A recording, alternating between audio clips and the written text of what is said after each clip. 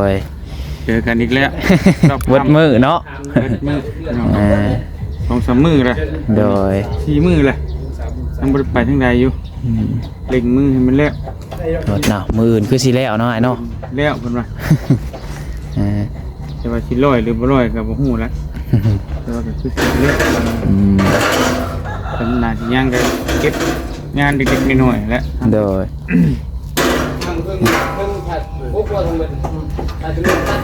เขาเดียวผู้เนมพาหลักเนาะ ไว้โย แบบว่า ปวดจ้าอยู่ ดินเพิ่นแกมาให้แล้วอยู่บ่มื้อนี้เนาะ อีก4ลัง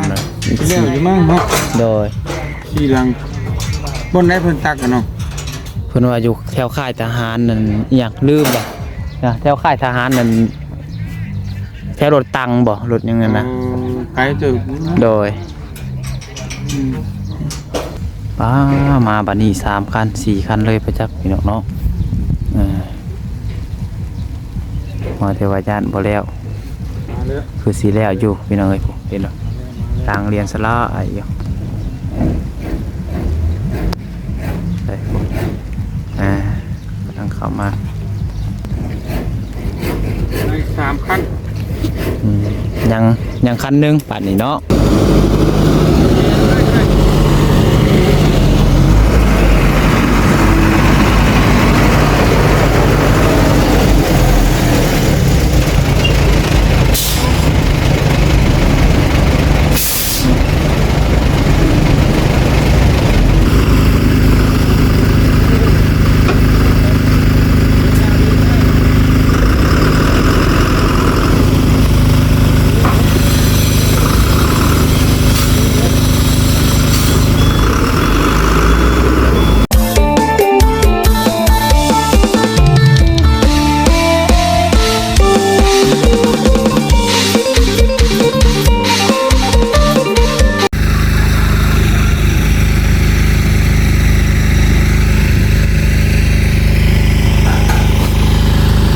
พี่น้องเลยเนาะเปิดข้าวขึ้นมาอีกบ้านนี้ก็ยังอยู่บ้านอยู่เพื่อนของไอ้อาจที่เก่าพี่น้องเนาะพยายามเร่งที่สุดพี่น้องเนาะเพราะว่าทางไอ้เตียงสำหรับเพิ่นก็เร่งให้ที่สุดเฮ็ดเวียกแข่งกับเวลาพี่น้องเนาะเพราะทางไอ้เพิ่นก็มีเวียกไปหลายทางเวียกก็ยังค้างหลายอยู่พี่น้องเนาะแต่ว่าทางไอ้อาจนี่มันสุดอีหลีพี่น้องเนาะเพิ่นอยากซอยแห่เพิ่นมีบอลอยู่บอลเช่าก่อนพุ่นล่ะพี่น้องเนาะเพิ่นจังสิไปเวียกทางอื่นจะให้มันเพื่อนตัวนี้นี่แล้วซะก่อนพุ่นล่ะพี่น้องเอ้ยเนาะเอาพี่น้องคนนึงเบิดกับทักทายสบายดีสวัสดีพ่อแม่พี่น้อง FC เบิดทุกคนเด้อพี่น้องเด้อสบายดีพี่น้องเอ้ยเนาะคนสมองสุบอนเอ้ยว่าอยู่ทางลาวทางไทยและอยู่ทางต่างประเทศเนาะและยินดีต้อนรับเข้าสู่ช่อง YouTube น้องผัดไทย Channel อีกแล้วเนาะมาต่อกันในช่วงแรงๆพี่น้องช่วงค่ำๆมืดๆแล้วพี่น้องต่อเป็นตกดินแหละพี่น้องเนาะน้องผัดไทยกับสิพาพ่อแม่พี่น้อง FC มาเบิ่งเพื่อนไอ้อาจพี่น้องเนาะแล้วก็มาเบิ่งน้ำกันพี่น้องเอ้ยทางดินเพิ่นเอาข่าวมามื้อนี้ว่าสิทันบ่พี่น้องเนาะสิทันกับเวลาบ่ตัวสิค่ำก่อนบ่ควรแนวใดพี่น้องเอ้ยว่าหากก็ได้6รถน้องเนาะหากก็ได้6รถยังอีก4รถพี่น้องเอ้ยตอนนี้ก็5-6 โมงแล้วพี่น้องเนาะจักเพิ่นสิมาทันบ่เพิ่นสิจนแก่มาให้จนค่ำจนพอบวกพี่น้องตัวแนวใดเนาะมีแต่ว่ารุ่นชมไปนำการพี่น้องเอ้ยฝากพี่น้องให้กำลังใจเนี่ยเด้อพี่น้องเด้อเนาะสิรถทางนี้กับพุทธทางสร้างหมดจะกำลังเร่งมือพี่น้องให้เร็วที่สุดให้ได้หลายเท่าที่สุดเท่าที่เฮ็ดได้พี่น้องเนาะ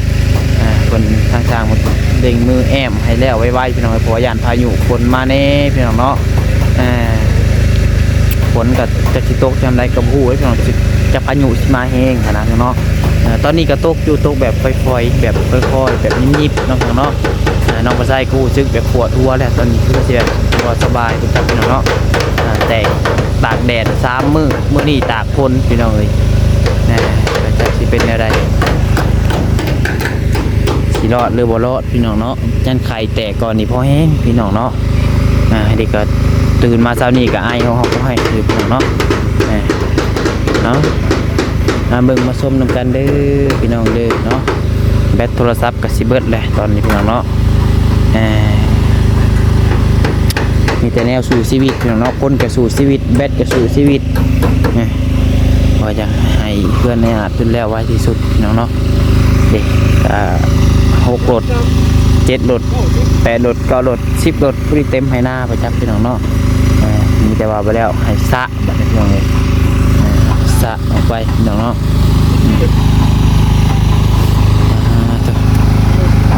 เนาะแล้วข้างนี้พี่น้องเนาะถือว่าสำเร็จไปอีกข้างนึงข้างบัดนี้พี่น้องเลยแต่ว่าสีแล้วอยู่ประจักพี่น้องเนาะยังน้อยกันแล้วอีกด้านหนึ่งนี่ก็ยังดีอยู่ได้พี่น้องเนาะอย่างกีฬาให้มันแล้วอีกด้านหนึ่งก็โอเคพี่น้องเนาะแต่นี่หามืด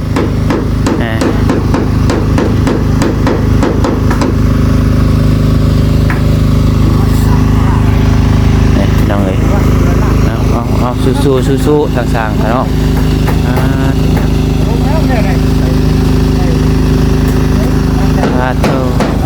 เพิ่นยังบ่ทันได้เพิ่นกบไว้ซื้อบานประตูกับเนาะเพิ่นยังบ่ทันได้ติดซ้ำกบไว้แล้วก็มีแต่มืออื่นก็มืออื่นประจักษ์พี่น้องเนาะยันเพิ่นสิมาใส่บัตรพับนะพี่น้องเนาะก็มื้อนี้บ่เพื่อแนวใดพี่น้องเอ้ยน้องเดี๋ยวเบิ่งไปนำกันนี่แหละพี่น้องเนาะเด้ว่าอายุสร้างผู้นึงไปใส่พี่น้องเนาะเพิ่นกำลังสิเข้าบ้านพุ่นพี่น้องเอ้ยคิดว่าสิคือว่าเข้ามื้ออื่นผู้ใดอันนี้บัตรภาพฮักกะมาบ่บัตรภาพฮักกะมาไปนำมื้ออื่นพุ่นแล้วโดยมื้อนี้จะว่าได้เกือบแล้วจักเนาะประตูบองเอี่ยมนี่ติดเลยบ่นี่อ้ายยังบ่ได้เข้ามีแต่ใส่ลูกก่อนไว้ก่อนยังบ่พักเลยเป็นเวียกแข่งเวลาลีนี่เนาะฝนกับพ่อฝน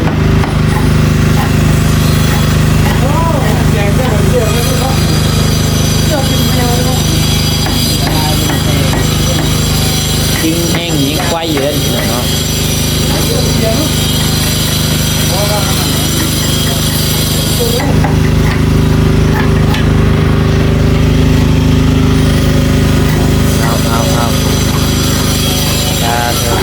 ผักแล้วพี่น้องเลยดิแหมผักแล้วเรียบร้อยเนาะสีสวยสดใสพี่น้องเลย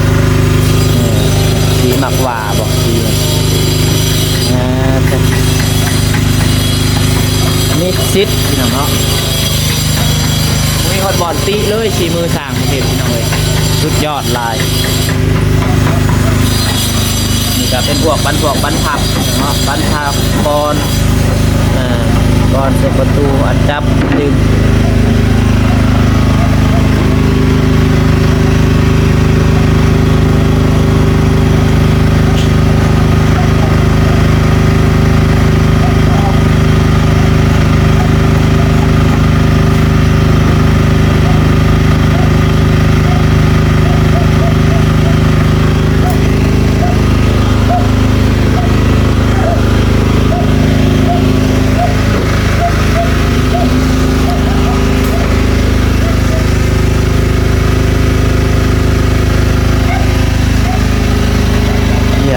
เรียบร้อยสำเร็จอีกอันหนึ่งพี่น้องเนาะข้างหนึ่งจวดจาดสวดซาด โอ้ยลูกหลังนี่เลย มีแห้งหยาวแล้วเนาะลงมาให้ลงมานะ โอ้การขับได้ยินเสียงเครื่องนี่เลยใช้เวลาเดินเครื่องนี่หลายคือว่าหูเนาะ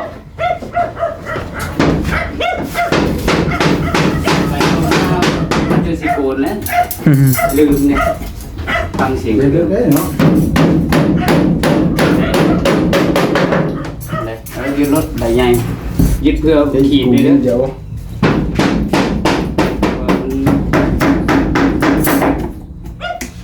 เลิกก็อ่านสปาน้องก็ได้จักสติ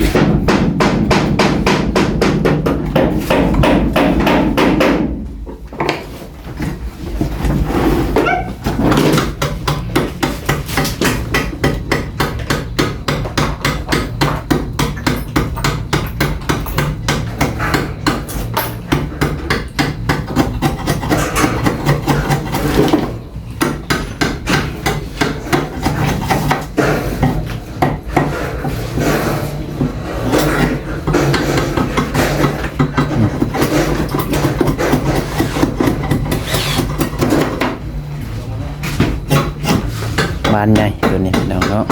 เห็นมาเนี่ย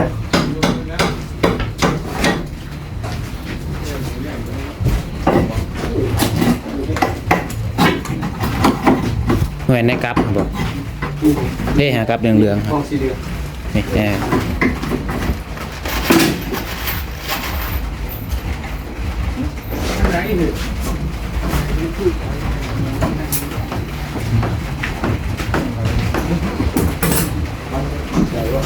ยึดไว้ให้มันแตกเนาะ ใส่เพียงเดียวเนาะ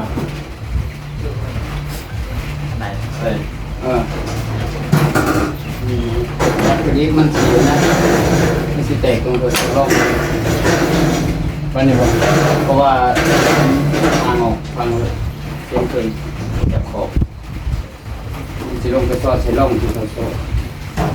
อืม แตกหมดสิบยึด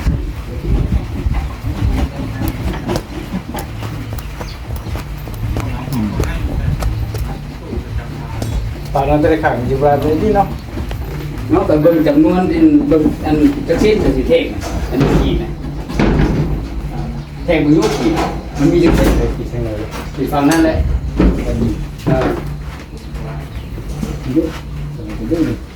แท่งเบิ่ง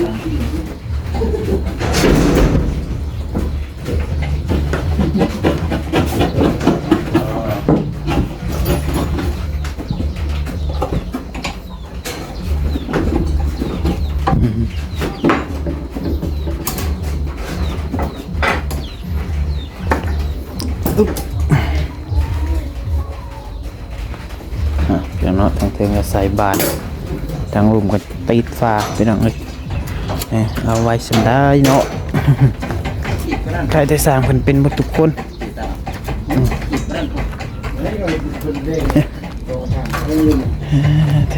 จับมือแล้วเบิ่งมีจักเส้นทั้งเบิ่งมีว่าเท่งแล้วเลยได้ ไม่ ตู้ให้3อันเลยเบิดแล้วจะได้ซื้อมาเพื่อซื้อมาจัก4 5 แดดเนาะบาน มันมื้อนี้เบิด3อันเลย มึงเอาไปใช้ไปกินเนาะ พวกเราเม็ดซื้อมาอีก5 สบายดีเด้อโดย เจอกันอีกแล้ว วดมือเนาะ 2-3 มื้อเลย โดย 4 มื้อเลยยังบ่ได้ไปทางใดอยู่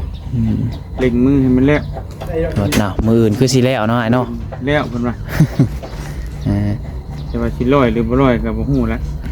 แต่ว่าก็คือสิแล้วแต่มันน่าสิยังก็เก็บงานเด็กๆน้อยๆแหละ โดย ทางเพิ่งผัดพวกเราทำเบิดอาจจะมีตัดกันถึง เขาเดียวผู้เนมพาเนาะ ไปโย เดี๋ยว เอาแค่สั้นมันเปิด กดยากอยู่ ทางถึงทางถึงลูกซี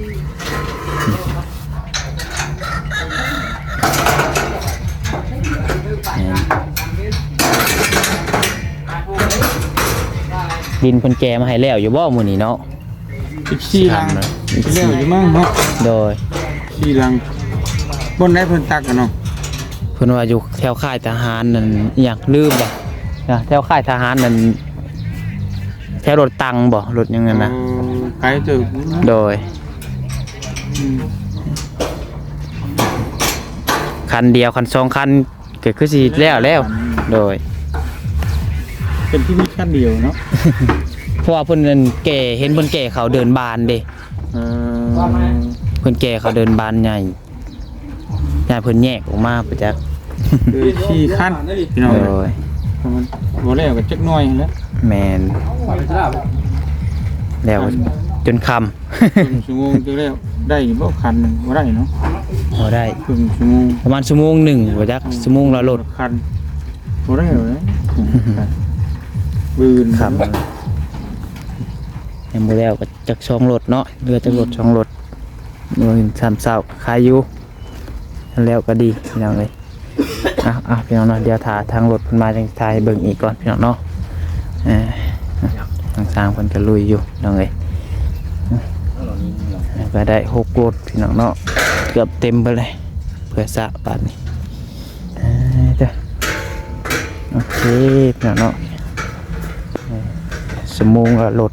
พี่น้องเอ้ยเราจับเวลากันเนาะพี่น้องเอ้ยเนาะผมมาเลยตามหลังกันมาเรียนสลายมาแล้วพี่น้องกำลังเว้าผมมาบัดนี้3 คัน 4 คันเลยประจักษ์พี่น้องเนาะ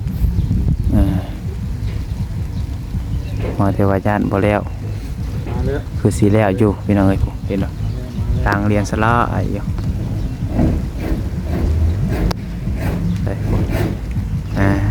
กำลังเข้ามา ได้3คัน ยังคันหนึงป่านนี้เนาะ แล้วจะมาผู้เดียวแล้วมั้ง เดี๋ยวเอ้ยถ้าเอาย่านมันคำย่านบ่ทันแล้วก็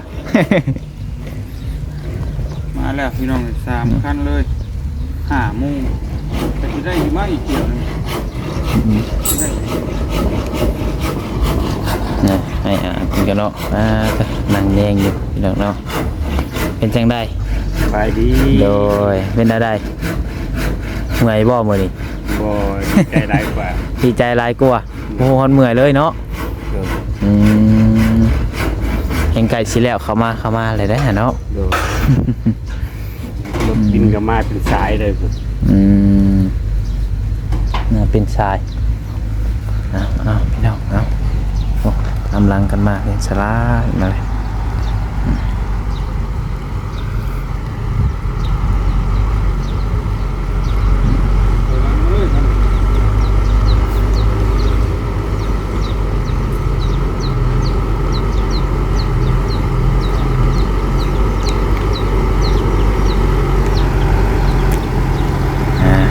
เนาะปิดจ็อบดินแบบนี้เนาะรถ1 2 3รถ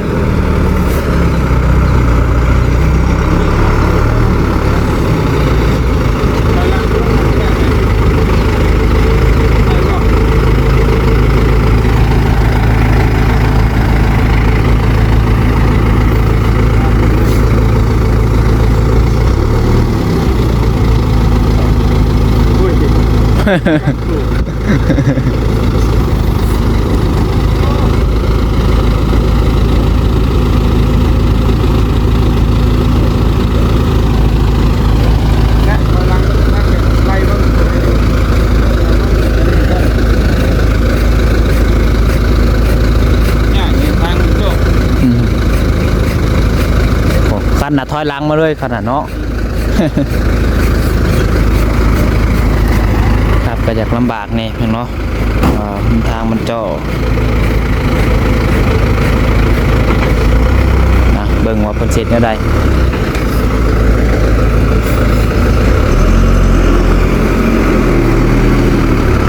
เอิบ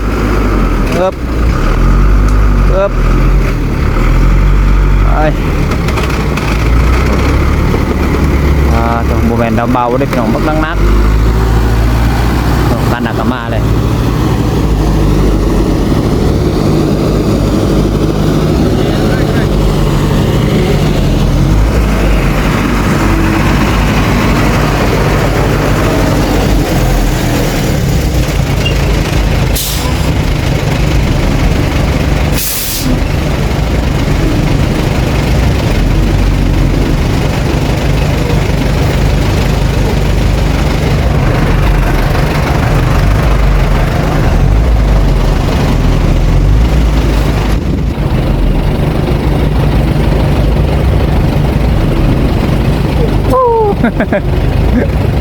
โดดดงเราเห็นพี่น้องเลย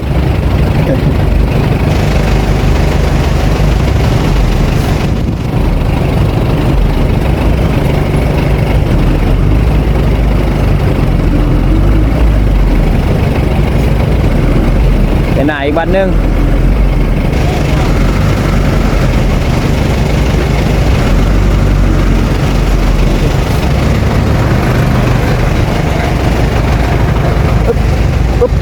ปึ๊บ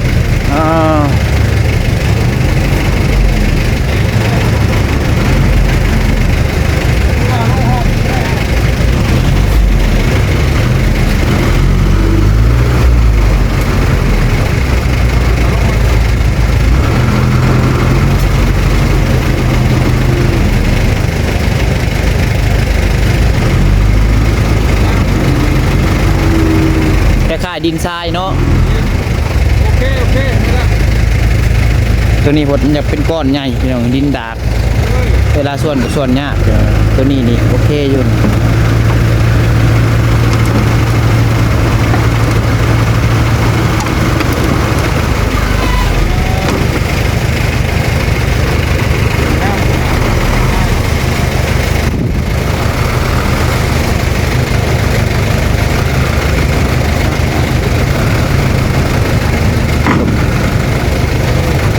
ได้แบบนี้เบิร์ดคือสิส่วนคักเนาะส่วนสบาย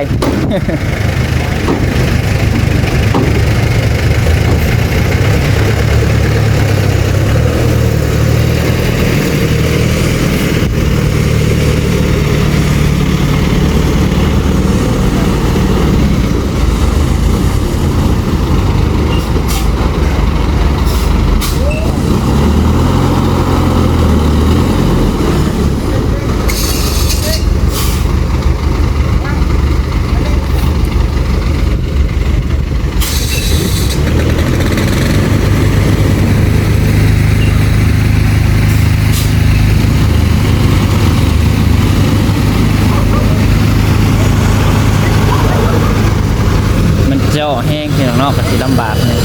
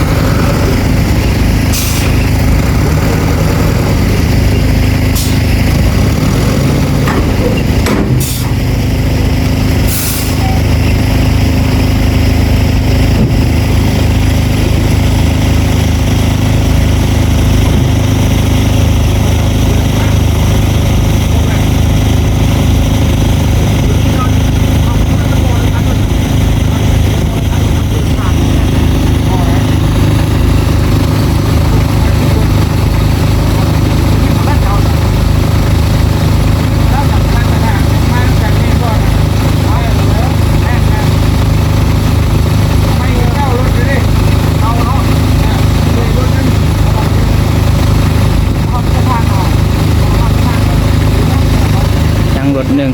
ยัง2 รถเนาะ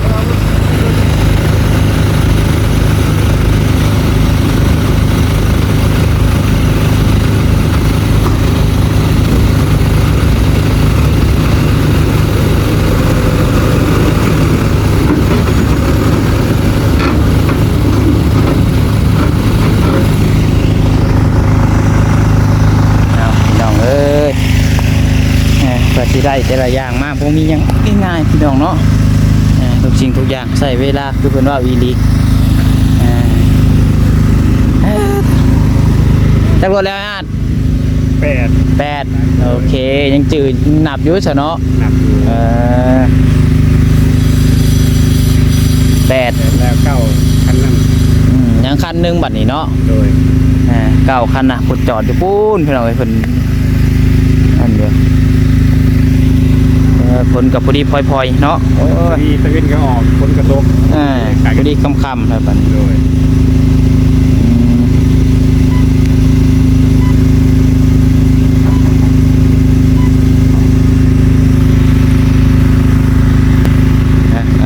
รถนี้อีก2รถว่าก็บ่มีบอลถอกเนาะเกือบเต็มพี่น้องเอ้ย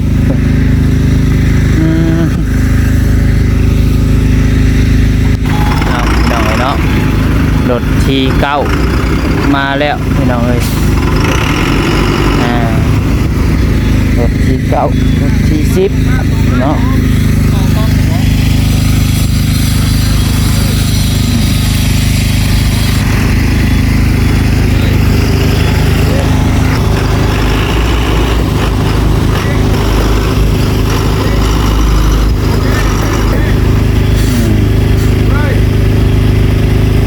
เซียนขนาดพี่น้องเนาะ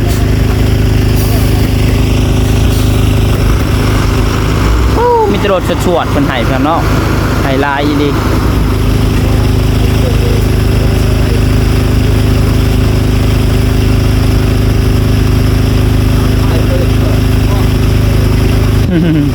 รุ่นเคาะพี่น้องเลย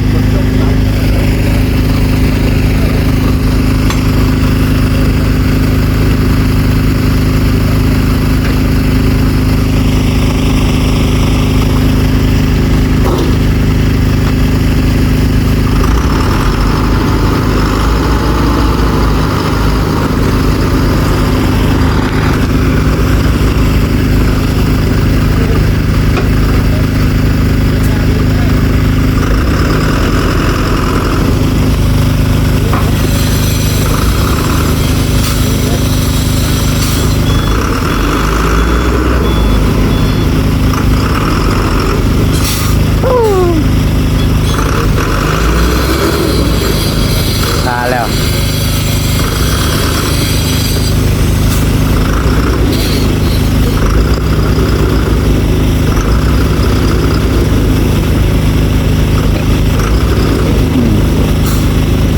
โอเคพี่น้องเนาะคือว่า9รถบัดยังรถสุดท้ายแต่ว่าสำหรับคลิปนี้ก็คือสิประมาณนี้แหละพี่น้องเนาะค่ำมืดแล้วน้องบอลไซก็สิขอโตวจบคลิปแล้วก็สิได้เดินทางกลับก่อนพี่น้องเนาะบัดนี้เพราะว่าแบตโทรศัพท์ก็เบิดยิ้วเข่าอีกพี่น้องเอ้ยตอนนี้ก็เนาะรู้สึกสีเมื่อยๆเพลียๆแน่มื้อนี้คือสิไข่อีกแหละพี่น้องเอ้ยย่านไข่ขึ้นอยู่นี่พี่น้องเนาะโอเคเด้อพี่น้องเด้อสำหรับคลิปนี้ก็ขอลาไปก่อนผิดพลาดประการใดก็ต้องขอโทษขออภัยหลายพี่น้องเนาะถ้าว่ามีผู้รักผู้ใหญ่จะช่วยเหลือทางไอ้อาจเข้ามาอีกกันยินดีพี่น้องยังขาดถ้าอย่างไรแนวอยู่พี่น้องเนาะหลักๆตอนนี้ก็อยากได้ห้องน้ำพี่น้องเนาะทางไอ้อาจเพิ่นว่าแต่น้องมาใส่ก็ขอลาไปก่อนพี่น้องขอกล่าวคำว่าสบายดีผิดพลาดประการใดก็ต้องขอโทษขออภัยหลายพี่น้องเอ้ย